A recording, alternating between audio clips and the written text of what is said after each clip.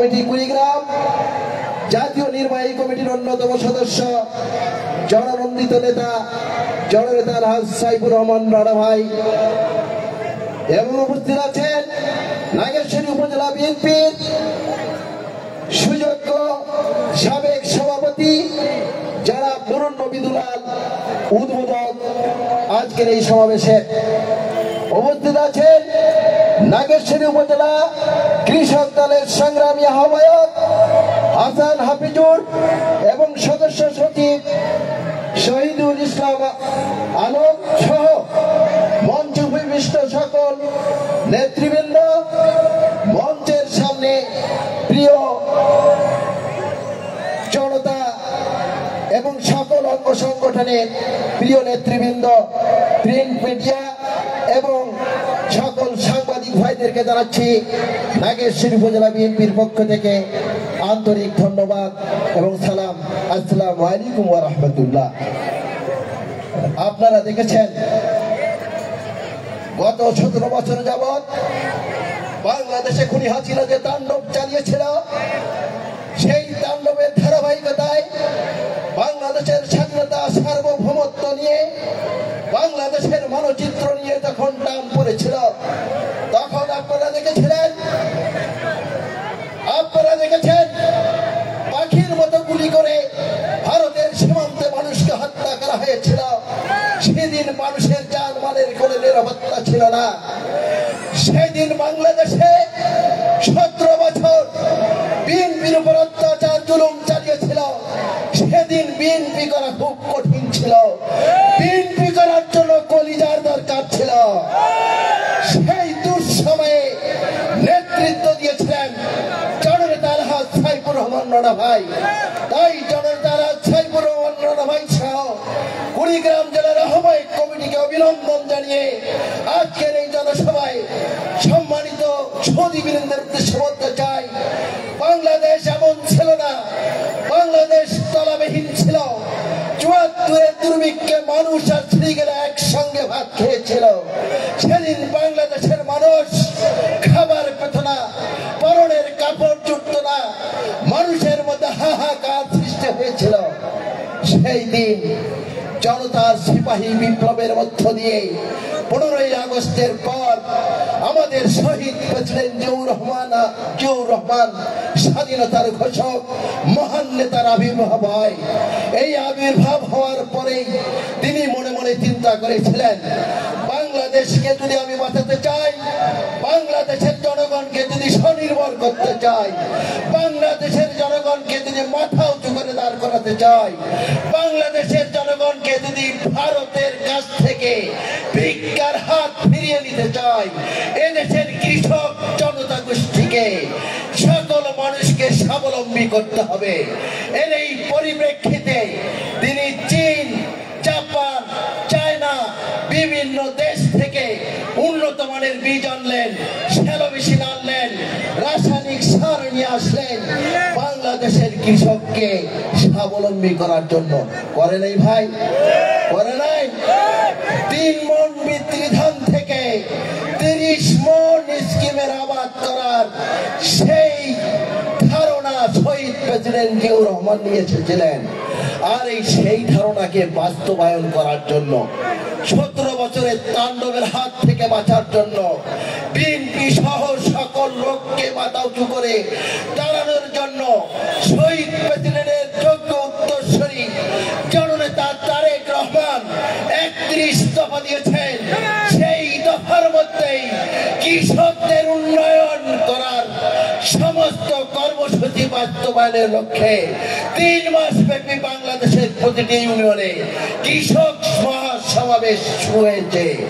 এই কৃষক মহাসমাবেশের আসল উদ্দেশ্য হল বাংলাদেশের সংখ্যাগরিষ্ঠ কৃষক জনগোষ্ঠী যদি স্বয়ং সম্পূর্ণ হয়, কৃষি আবাদ করতে পারে, মাথা উঁচু করে দাঁড়াতে পারে, বাংলাদেশ ঘুরে দাঁড়াবে এবং শহীদ প্রেসিডেন্ট জিয়াউর রহমানের স্বপ্নের সমৃদ্ধিশালী বাংলাদেশ গড়ে উঠবে। উঠবে না? তাই আপনাদেরকে বিনীতভাবে আহ্বান করব, কৃষক দলকে সুসংগঠিত হতে হবে, বিএনপিকে থেকে সুসংগঠিত হতে হবে। যুবদল, ছাত্রদল, সকল অঙ্গ সংগঠন সুসংগঠিত হয়ে আগামী দিন বাংলাদেশ জাতীয়তাবাদী দল বিএনপির পর সমস্ত ষড়যন্ত্র মোকাবেলা করে আল্লাহ সাইবুর রহমান রানা ভাইকে এমপি পদে আমাদের প্রতিষ্ঠিত করতে হবে। এর জন্য কি দরকার? ভোট এবং জনসম্পৃক্ততা আর চারিত্রিক বৈশিষ্ট্য, জনগণের সাথে সুসম্পর্ক বজায় করা। রানা ভাইয়ের সমস্ত সালাম গ্রামে গ্রামে পৌঁছে দিয়ে বাংলাদেশ জাতীয়তাবাদী দল কুড়িগ্রামে এক আসনে প্রতিষ্ঠিত করতে হবে রানা ভাইয়ের নেতৃত্বে। তাই আমি বলে যেতে চাই, হাসান হাফিজুর এবং শহীদুল আলম কৃষক দলকে নাগেশ্বরী উপজেলায় অন্যান্য অঙ্গ সংগঠনের চেয়ে একটি আলোকিত সংগঠন হিসেবে এই কামনাতে আল্লাহ হাফেজ। বাংলাদেশ জিন্দাবাদ। শহীদ জিয়াউর রহমান অমর হোক। খালেদা জিয়া জিন্দাবাদ। সকলকে ধন্যবাদ। মোহাম্মদ আজহারুল ইসলাম আলামিন, সাবেক ভারপ্রাপ্ত সাধারণ সম্পাদক, নাগেশ্বরী উপজেলা বিএনপি। এ পর্যায়ে বক্তব্য নিয়ে আসছেন আজহারুল ইসলাম আলামিন, সাবেক সাধারণ সম্পাদক, নাগেশ্বরী উপজেলা বিএনপি। বিসমিল্লাহির রহমানির রহিম। বাংলাদেশ জাতীয়তাবাদী কৃষক দল হাসনাবাদ ইউনিয়ন শাখা কর্তৃক আয়োজিত আজকের এই সমাবেশের সম্মানিত সভাপতি, মঞ্চে উপস্থিত কুড়িগ্রাম জেলা বিএনপির সাবেক সাধারণ সম্পাদক, বাংলাদেশ জাতীয়তাবাদী দল কেন্দ্রীয় নির্বাহী কমিটির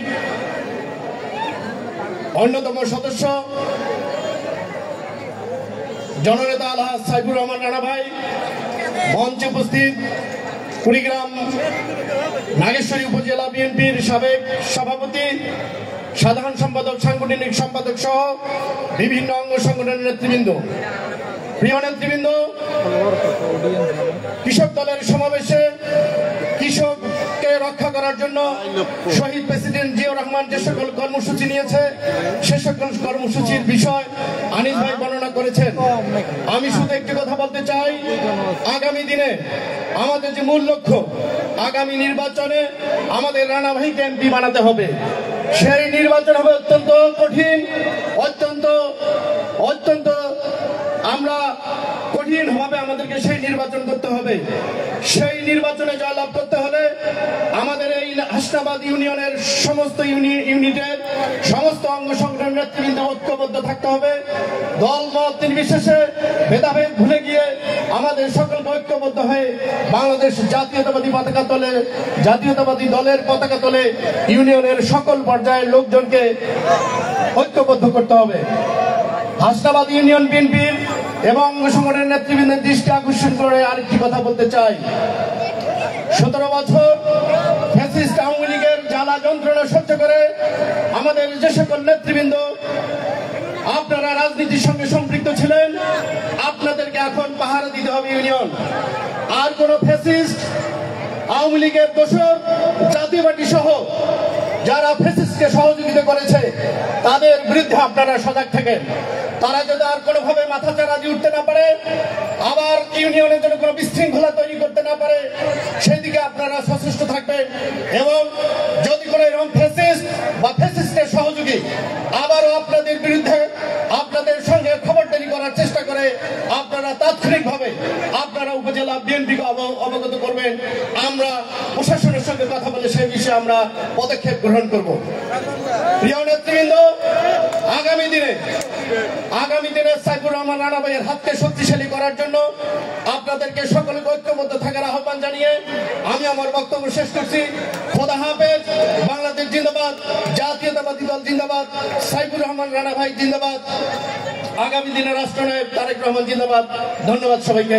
আসসালামু আলাইকুম ওয়া রাহমাতুল্লাহি ওয়া বারাকাতুহু। ধন্যবাদ আলামিন ভাইকে। এই পর্যায়ে বক্তব্য নিয়ে আসছেন মোহাম্মদ নুর নবী দুলাল, সাবেক সভাপতি, নাগেশ্বরী উপজেলা বিএনপি। এই পর্যায়ে বক্তব্য নিয়ে আসছেন নুর নবী দুলাল, সাবেক সভাপতি, নাগেশ্বরী উপজেলা বিএনপি। বিসমিল্লাহির রহমানির রহিম। মঞ্চে উপবিষ্ট আজকের এই সমাবেশের শ্রদ্ধেয় সভাপতি, আপনার আমাদের সবার প্রাণপ্রিয় নেতা আলহাজ সাইফুর রহমান রানা সহ উপস্থিত সকল পর্যায়ের নেতৃবৃন্দ এবং মঞ্চের সামনে হাসনাবাদ ইউনিয়নের কর্তৃক আয়োজিত আজকে সমাবেশে সবাইকে সালাম জানাচ্ছি। আসসালামু আলাইকুম ওয়া রাহমাতুল্লাহি ওয়া বারাকাতুহু। প্রিয় নেতৃবৃন্দ, আজকের এই সমাবেশ কৃষক দলের সমাবেশ। এই কৃষক দল কারাতে গঠিত হয়েছে আমাদের মরহুম শহীদ প্রেসিডেন্ট জিয়া রহমানের নেতৃত্বে। জিয়া রহমান সেই 26শে মার্চ কালুঘাট বেতারকেন্দ্রে ভাষণ দিয়েছিল, বাংলার স্বাধীনতার ঘোষণা দিয়েছিল, যার ফলে বাংলা তরুণরা সেই সময় সাহসে এগিয়ে এসেছিল এবং এই দেশটাকে স্বাধীন করেছিল। আর তথাকথিত সেই জাতির পিতা যাকে বলেছিল তথাকথিত শেখ মুজিবুর রহমান, সে আত্মসমর্পণ করে জেলে গিয়েছিল। সেই শহীদ প্রেসিডেন্ট জিয়া রহমান যখন সিপাহী মাধ্যমে যখন ক্ষমতায় আসলো, প্রথমে তার চিন্তা করলো এই বাংলাদেশ জাতীয়তাবাদী দল গঠন করার পর প্রথমে তার তারপরে চিন্তা থাকলো যে এই দেশকে বাঁচাতে হলে কৃষকদেরকে বাঁচাতে হবে, কৃষক দল গঠন করতে হবে। যে কৃষক না হলে এই দেশ বাঁচবে না, এই দেশের জনগণ বাঁচবে না। সেই আমলে মাত্র 2 টাকা কেজি চাল ছিল, 18 কেজি চাল ছিল, তারপরে 7.5 কোটি বাঙালি কিন্তু না খেয়ে মারা গেছিল 74 মঙ্গা। তোমরা বর্তমান প্রজন্ম দেখো নাই, কিন্তু যারা বয়স্ক লোক তারা জানে 74 মঙ্গা। ওই সময় মানুষ এবং কুকুর 100 ভাতে মার খেয়েছিল, বমি খেয়েছিল, তাদের মরার কাপড় পর্যন্ত ভাগ্য জোটে নাই, তাদেরকে প্রচুর কলা পাতা দিয়ে তাদেরকে দাফন করা হয়েছিল। সেই সময় আমাদের নেতা জিয়া রহমান যখন ক্ষমতা আসলেন, তখন এই চিন্তা করলেন যে এই দেশকে বাঁচাতে গেলে 80% লোক আমাদের কৃষক, এই কৃষককে বাঁচাতে গেলে এই হেলথি ভিত্তির আবাদ দিয়ে দেশ চলবে না। তখন উনি চলে গেলেন বিদেশে যায়, চীন, জাপান এবং অন্যান্য দেশে যায় উন্নত মানের কৃষি বীজ, ধানের বীজ এবং শ্যালো মেশিন এবং অন্যান্য আমদানি করে এই দেশটাকে আজকে চিন্তা করে দেখেন। সেই সময় যারা আমাদের পুরানো লোক আছে তারা বলতে পারবে 5 থেকে 6 মনের বেশি, 3 থেকে 4 মনের বেশি ধান হতো না সেই জমিতে। আজকে এই যে আজকে ইরিগেশন এবং আপনাদের এই হাসনাবাদে খাল খনন এবং সারা বাংলাদেশে উনি যে খাল খনন করে আজকে দেশটাকে কৃষি বিপ্লব যে আজকে নিয়ে এসেছে, তার জন্য আজকে 60 টাকা কেজি চাল হওয়ার পরও আমাদের মানুষ না খায় কিন্তু মারা যায় না।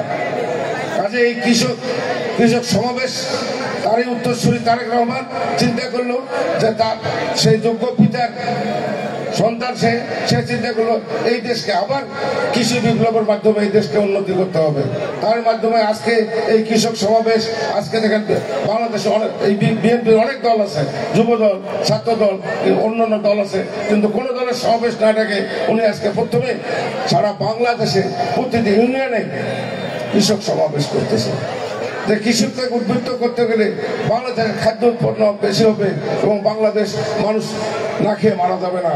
আপনাদেরকে যারা কৃষক দল এখানে আছেন, আজকে কৃষক সমাজ, আমরা সবাই কৃষক সন্তান। এখানে 90% বলা চলে সবাই কৃষক, এখানে কৃষক সন্তান বা কৃষক পরিবারের সন্তান। আপনাদেরকে এই কৃষক থেকে আপনাদেরকে সহযোগিতা করতে হবে এবং যেভাবে হোক না কেন এই কৃষকরা যেন তাদের ন্যায্য অধিকার ফিরে পায় সেদিকে আমাদের কৃষক দল এবং আমাদের ইউনিয়নের আমাদের বিএনপি অন্যান্য সংগঠনকে বলতেছি, তারা আপনারা সবাই কৃষক দলকে সহযোগিতা করবেন যাতে এই কৃষক দল যাতে হাসনাবাদে একটু প্রতিষ্ঠিত দল হয়, সেই জন্য আপনারা সবাই সচেতন থাকবেন। এবং পরবর্তীতে আপনাদের আরেকটা চিন্তা করতে হবে, আমাদের মূল উদ্দেশ্য আমাদের এই বিএনপির আজকে প্রায় 35 বছর ধরে যে লোকটা আমাদের জন্য অক্লান্ত পরিশ্রম করতেছে, অনেক ভোটে হারার পরে কিন্তু অনেক নেতাদের এলাকা ছেড়ে চলে যায়, কিন্তু আমাদের আলহাজ সাইদুর রহমান রানা কোনোদিন আমাদেরকে ছেড়ে যায়নি। সুখে দুঃখে উনি আমাদের পাশে ছিলেন, আছেন এবং থাকবেন।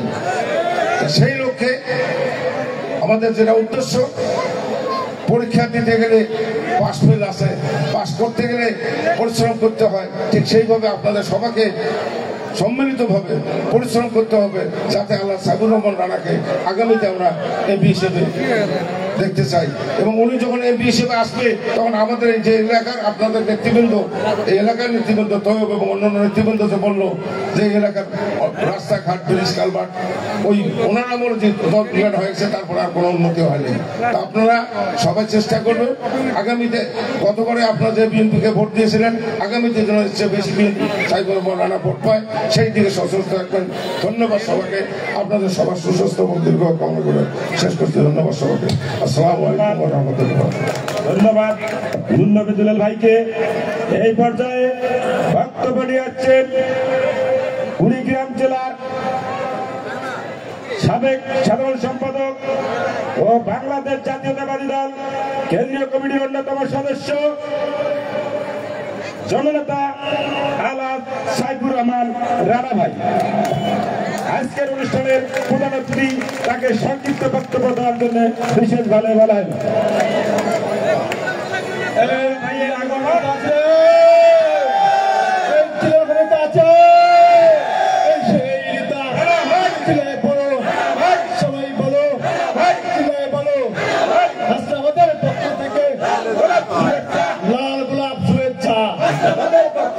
কৃষক দলের পক্ষ থেকে, বিএনপির পক্ষ থেকে, যুব দলের পক্ষ থেকে লাল গোলাপ শুভেচ্ছা। বলুন।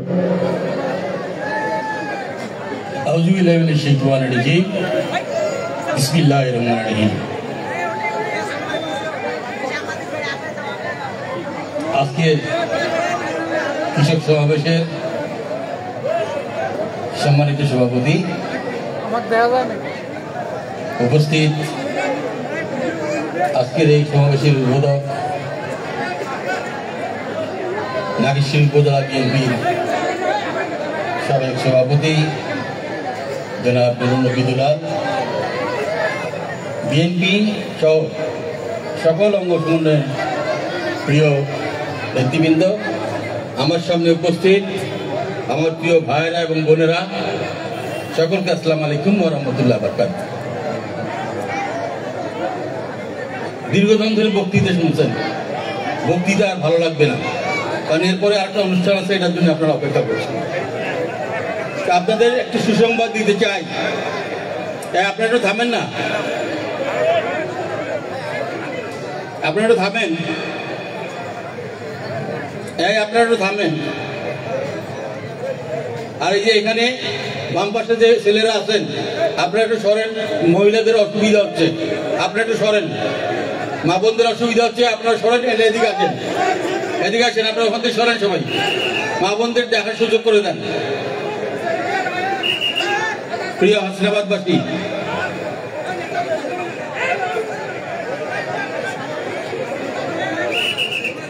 একটু থামেন না আপনারা, আপনারা থামেন।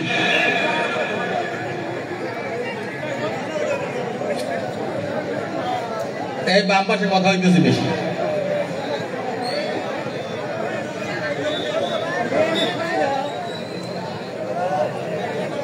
প্রিয় হাসনাবাদবাসী,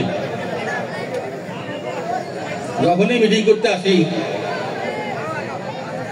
সে স্কুলের হাটে হোক, ব্যাপারী হাটে হোক আর কান্দ্রি হাটে হোক, ওই রাস্তা সবাই বলে আওয়ামী লীগের আমলে জাতীয় পার্টির 4 বার এমপি ছিল মুস্তাক সাহেব, সওদাগর সাহেব, এনারা আমার এই এলাকার মানুষ ভোট বেশি দেয় বিদায় এই রাস্তাটুকু করে না। আমরা কিন্তু এখন ক্ষমতায় আসি নাই, কিন্তু আপনাদেরকে দৃঢ় কণ্ঠে বলতে চাই, এটা আমার মনের ক্ষোভ, দুঃখ, বেদনা ছিল। 5ই আগস্টের এই বিজয়ের পর, নতুন বাংলাদেশ সৃষ্টি হওয়ার পর, আমি আমাদের উপজেলা ইঞ্জিনিয়ারকে বলছি যে আমার এই রাস্তাটুকু অন্তত করেন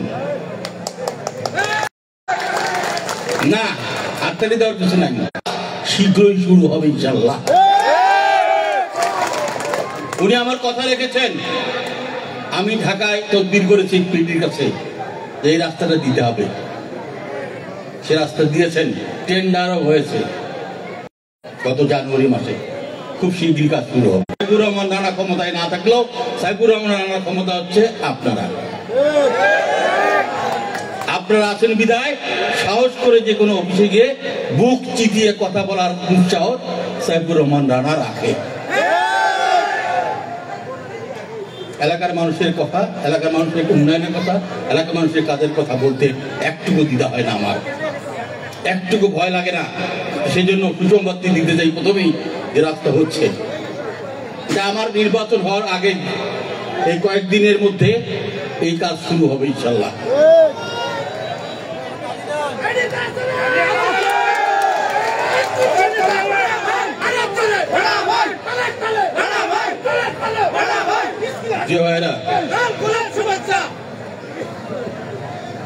দেশ স্বাধীনের পর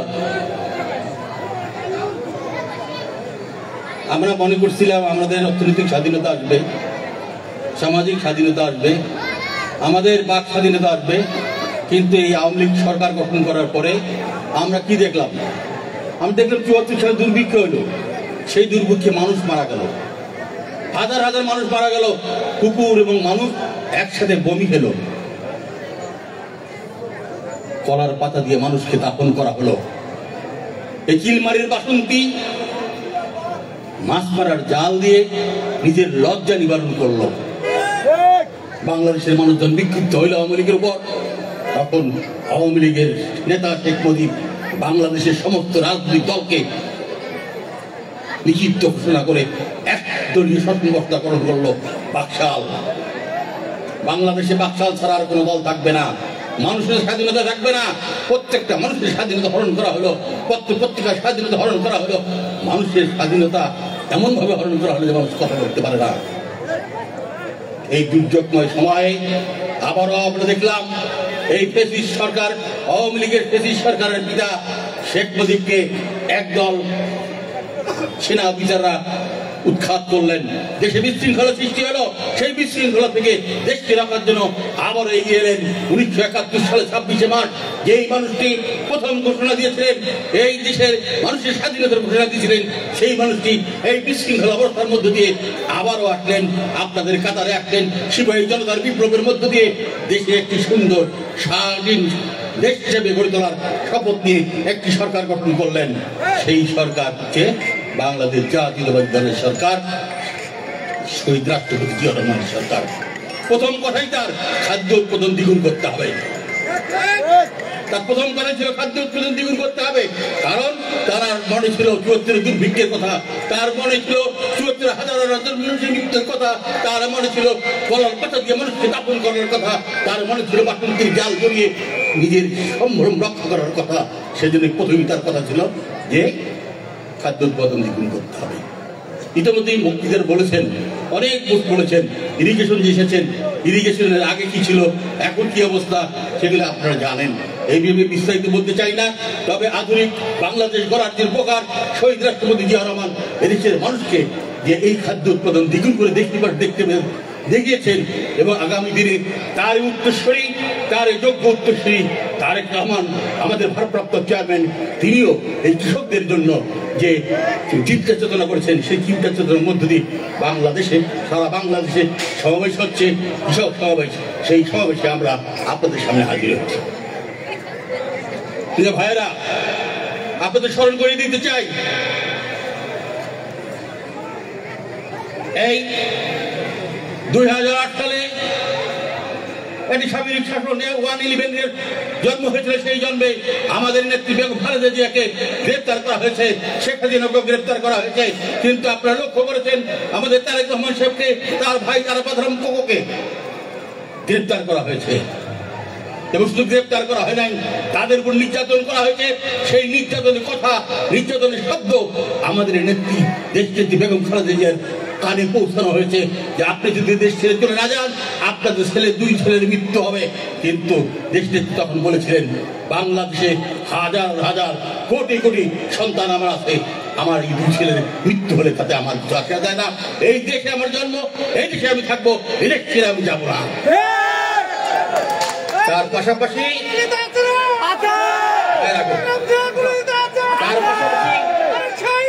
আমরা কি দেখলাম, তারপর আমরা কি দেখলাম, তার পাশাপাশি আমরা কি দেখলাম, শেখ হাসিনা দেশ থেকে দেশের বাইরে গেলেন, ভারতের সাথে চুক্তি করে, ভারতের দাবিদারি চুক্তি করে, ভারতের সাথে সেনাবাহিনী চুক্তি করে দিয়ে তিনি এই 2008 সালের 2009 সালে ক্ষমতায় এসে বাংলাদেশে আবারও তিনি সেই বাকশাল কায়েম করার জন্য মনোবাসনা পুনর্ব্যক্ত করে বাংলাদেশে একটি ফ্যাসিস্ট রাষ্ট্রে পরিণত করলেন।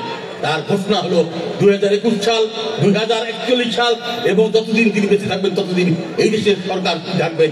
এরকম একটা পরিস্থিতি সৃষ্টি করলো, জেল, জুলুম, হুলিয়া, আয়নাঘর, বাংলাদেশের জাতীয়তাবাদী দলের লক্ষ লক্ষ কর্মী মামলা, সেখান থেকে সাইফুর রহমান রিহাই পায় নাই।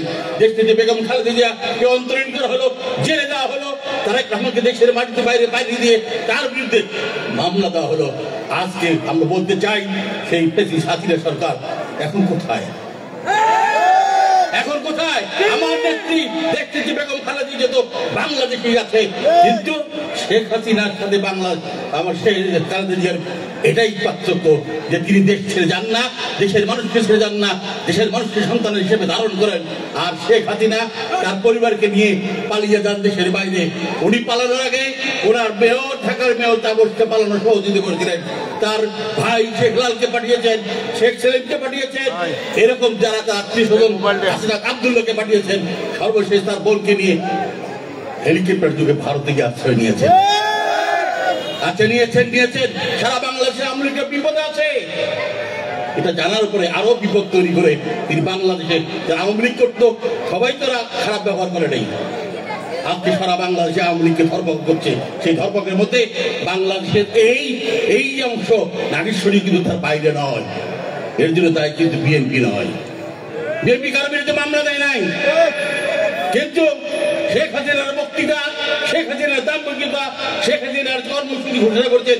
সেই কর্মসূচির কারণে আজকে বাংলাদেশে যারা আওয়ামী লীগ করে তাদের বিরুদ্ধে এই সরকার তাদের বিরুদ্ধে আইনগত ব্যবস্থা নিতে বাধ্য হচ্ছেন। নিজে সুখে আছেন আর আওয়ামী লীগের সমস্ত কর্মীরা বিপদে। তাই বলতে চাই, সেই বিপদগ্রস্ত কর্মীদেরকে বলতে চাই, ওই নেত্রী যে নেত্রী আপনার ছেড়ে পালিয়ে গেছে, যেই নেত্রী আপনার পাশে থাকে না বিপদে, সেই নেত্রীর সাথে আর রাজনীতি করার দরকার নাই। বাংলাদেশের মানুষ হিসেবে বাংলাদেশের জাতীয়তাবাদে যারা বিশ্বাস করে, বাংলাদেশকে যারা গড়ে তুলতে চায়, বাংলাদেশের যারা উন্নয়ন চায়, বাংলাদেশের যারা সমৃদ্ধি চায়, সেই শহীদ রাষ্ট্রপতি জিয়া রহমানের সাথে আমরা যারা আছি, আমাদের সাথে আসুন। আমরা এই দেশ থেকে সুন্দরভাবে মেরামত করি। শহীদ রাষ্ট্রপতি জিয়া রহমানের উত্তরাধিকারী তারেক রহমান আমাদেরকে একটি দফা মেরামতের ঘোষণা দিয়েছেন। সেই মেরামতে আপনারা অংশগ্রহণ করেন। আওয়ামী লীগ ছাড়েন, আওয়ামী লীগ না ছেড়লে আপনাদের কোনো নিস্তার নাই। প্রিয় ভাইরা, আজকে একটি দলের কথা না বলেই পাচ্ছি না, সেটি হলো জাতীয় পার্টি। আমি যখন প্রথমে এখানে রাজনীতি করতে আসি, প্রচন্ড প্রতাপ জাতীয় পার্টি, যেখানে যাই সেখানেই জাতীয় পার্টি, কথাই বলা যায় না জাতীয় পার্টির জন্য। বিষ হজম করে তো বিএনপিকে হজম করে না। আমি নেওয়াশি কলিম চাষার কাছে গেলাম, শুনছি যে ওই কলিম চাষার কাছে নাকি 4-5টা ভোট আছে। সেই প্রথম ভোটের সময় কত, সেটা 96 ভোটে, 96 সালের ভোটে গেলাম। চাষা বললাম, চাষা একটু বসবো? চাষা বারান্দাত বসিয়ে আছে, কোনো কথাই কয় না আমার সাথে। কি চাচা, আসসালামু আলাইকুম চাচা, বসবো? তো বসো, মানে ঠ্যাং চাচান বলতেন না, আমার রংপুরের মানুষ, বসো। আমার তো দরকার, আমার অবহেলা বললাম যে বসতাম। বললাম, চাচা আমি তো ভোটে দাঁড়াইছি, চাচা ভোটটা তো দেওয়া নাকি? কয় না ভাই, ভোট তো তোমার দিবের পাওয়ার নেই, আমার এর সাথে দিল, ওই আমার বাঁচা রাখবে, তোকে এবার ভোট দিতে পারবো না। বেশ ভালো, ঠিক আছে চাচা, না দেন। তো এখন দিয়ে গেলাম, পরের ভোটে গেলাম, চাচা কি হবে এবার? কয় না বাবা, এবারও তো ভোট দেওয়া যাবার নাই। দোষ কি? তোর তো দোষ নাই, আমার 100 টাকা আবার প্রধানমন্ত্রী না বানাইলে মুই ভোট দেওয়া বন্ধ করবেন না। আজকে কলিমুদ্দিন চাচা নাই, সে ইরশাদও নাই। আল্লাহ ওনাদের বেহেশতবাসী করুক। হোসেন মোহাম্মদ এরশাদ 9.5 বছর ক্ষমতায় ছিলেন। ক্ষমতায় থাকাকালীন সময় রংপুরের মানুষের জন্য একটি কারখানা গড়ে তোলে নাই যেখানে মানুষ কর্ম করে খাবে। বাংলাদেশের এই অঞ্চলটাকে বলা হয়, রংপুরকে বলা হয় রঙের রসে ভরপুর, তার নাম রংপুর। আর এখন সে রঙও নাই, রক্ত নাই।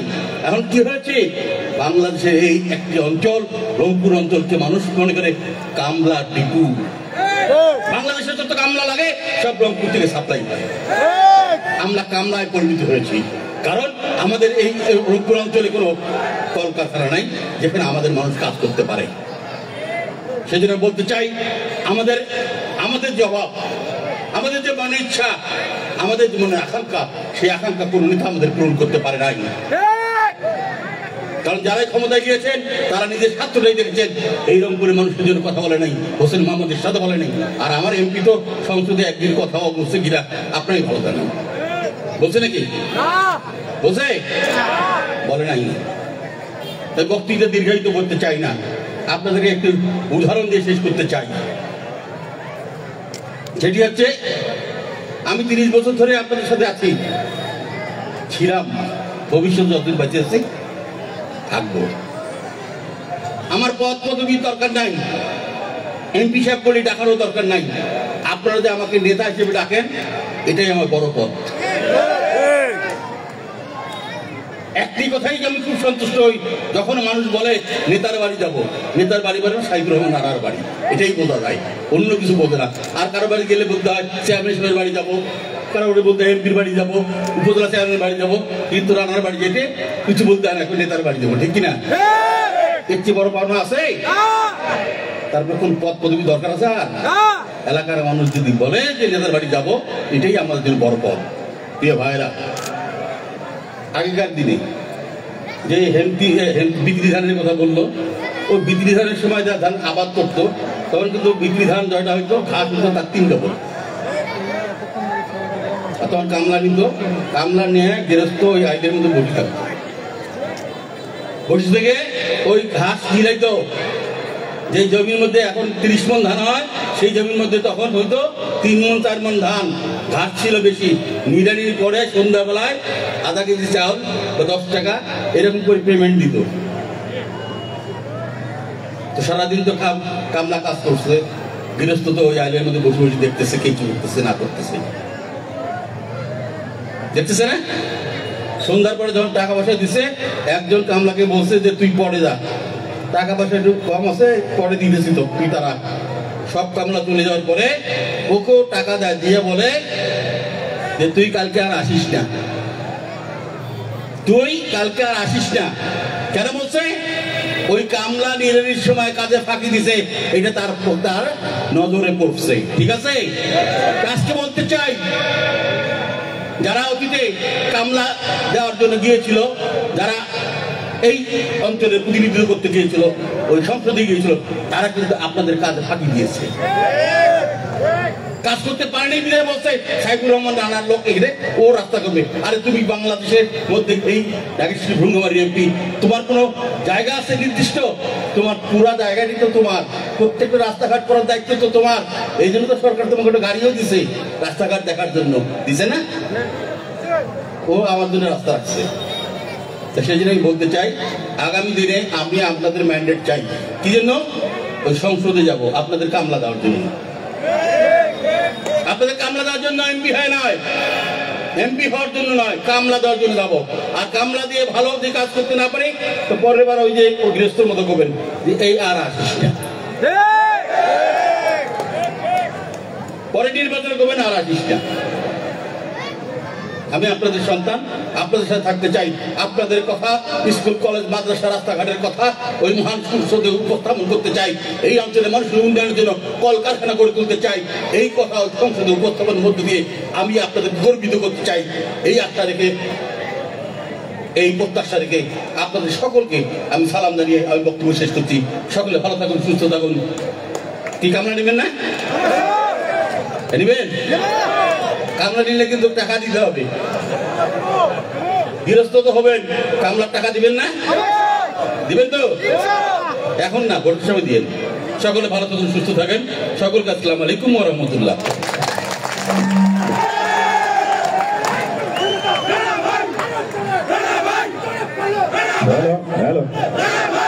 ধন্যবাদ আলাদ সাইফুর রহমান রানা ভাইকে তার সুন্দর বক্তব্য দেওয়ার জন্য। এ পর্যায়ে বক্তব্য নিয়ে আসছেন, এবারে আজকের সমাপনী বক্তব্য নিয়ে আসবেন মোহাম্মদ হাসান আলী, সভাপতি কৃষক দল হাসনাবাদ। আজকের অনুষ্ঠানে উনি সভাপতি।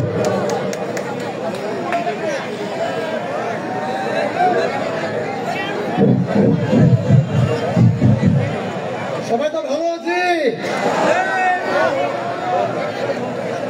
বিসমিল্লাহির রহমানির রহিম।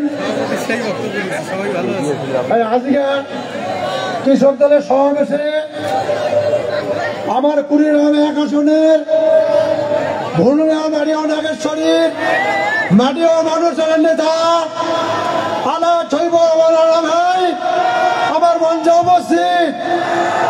আজকে নাগেশ্বরী উপজেলা অথবা পৌরসভার আমাদের বিএনপি সবার ভাব সবাই আমার উপস্থিত এই মঞ্চে। আমার হাসনাবাদ ইউনিয়নের সব দলের ছাত্র দল, যুব দল, কৃষক দল, মূল দল সবার সুপার ভাব অথবা সদস্যবৃন্দ আমাদের মঞ্চে উপস্থিত।